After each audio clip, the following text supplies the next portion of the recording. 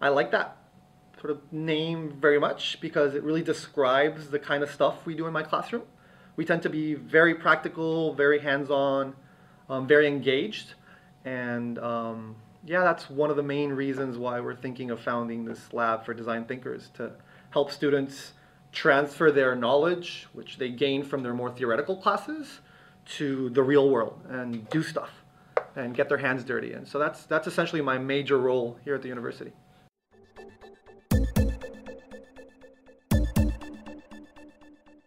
So design thinking has several definitions. I think the one I like the most, it's essentially a methodology that uses the sensibilities and the toolkit of the traditional designer to approach business challenges.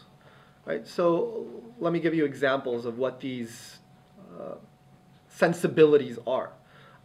Designers approach challenges through very empathic perspectives. Right? They care very much about the actual user and the needs and the desires and the wants and what drives the user. And so since the very start, we hold the user as the center of the process.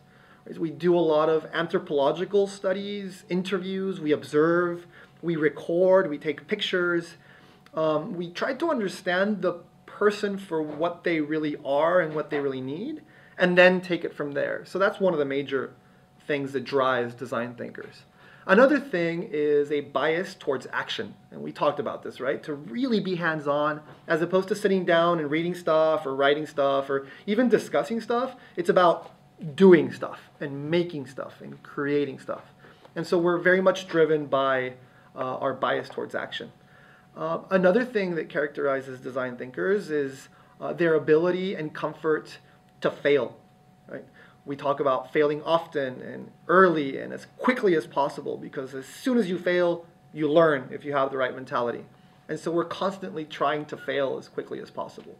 And we fail through prototypes, right? So this is a prototype for Oh Boy. What's the best way to serve Oh Boy, for example? Probably not the most aesthetic packaging you can imagine, right? But by building it, you start learning different little tweaks that you can add to it. And so we iterate on prototypes and we improve them little by little by little after getting a lot of feedback and implementing that feedback. And so it's a very iterative process. And then I guess the final perspective of design thinking, I would say, is it's a very involved and diverse process, right? So it takes a lot of different mentalities, different approaches, people from different cultural backgrounds, from different educational backgrounds, so that these different ideas can sort of come together and create something new, right? Because if we're all thinking about the same things and sort of approaching problems in the same ways, you're probably not going to get the most creative solution. And so this lab is hopefully going to try to attract as many different people as possible, so that this chemistry can sort of get going and we can come up with some kind of improvements to the challenges that we're facing here.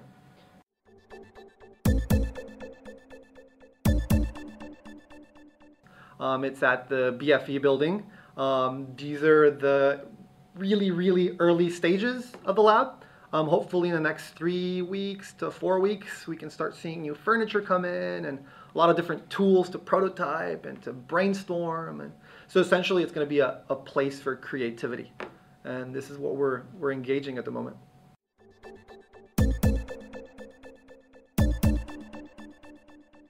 So I repeat the word practical a lot, but it's going to be a place to become very practical and become very engaged. It's a place for transporting your ideas onto the physical, right? That's probably the best way I can describe it. And so yes, a lot of whiteboards. So we're probably going to keep this white space here, but we're going to have it from top to bottom. A lot of markers, a lot of simple prototyping materials. So cardboard, right? Plastic, glue guns, Post-its, shapeable metals. So it's going to be a place where people can come and essentially build anything that they've been thinking about, even if it's low-tech and rough. It's not going to be a very sophisticated, high-technology place, because that's not really what we're aiming for.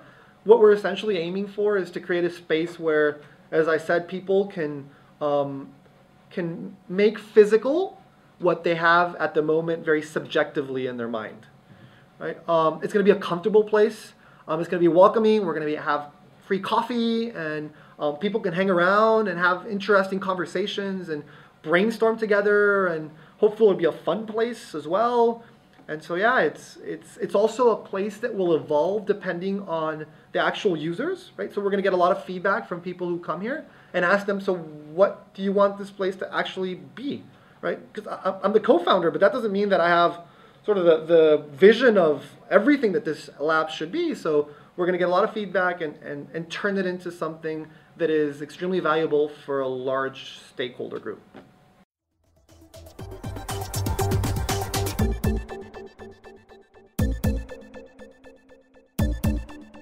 We usually have real-world projects to approach, and so since the very start, students engage sometimes with real companies, sometimes with particular challenges that they want to approach. So for example, this challenge was, how can we make the best coffee cup, right? And so students did tons of interviewing with different people and coffee aficionados, and they talked to the people that work at the coffee shop, and after getting a lot of feedback and prototyping stuff, they came up with this, which is a kind of nifty idea. But at the end of the day, the major objective of my classes is to make the learning as hands-on and physical as possible.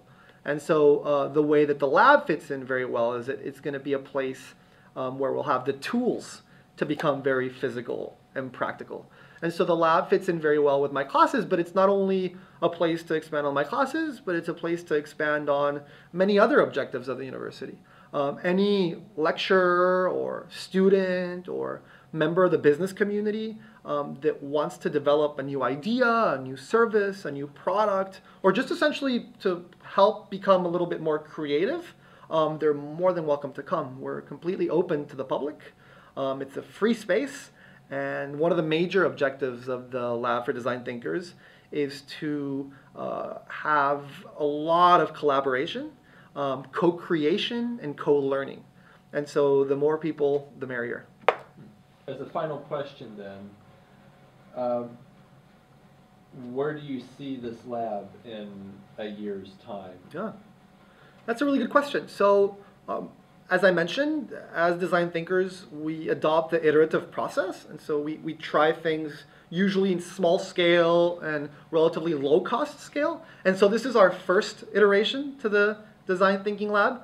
It's a relatively small space. It works for now. It's perfect. But hopefully in the next 6 months, we can transfer onto a larger space where we can receive more people and have more tools and have more space for prototyping.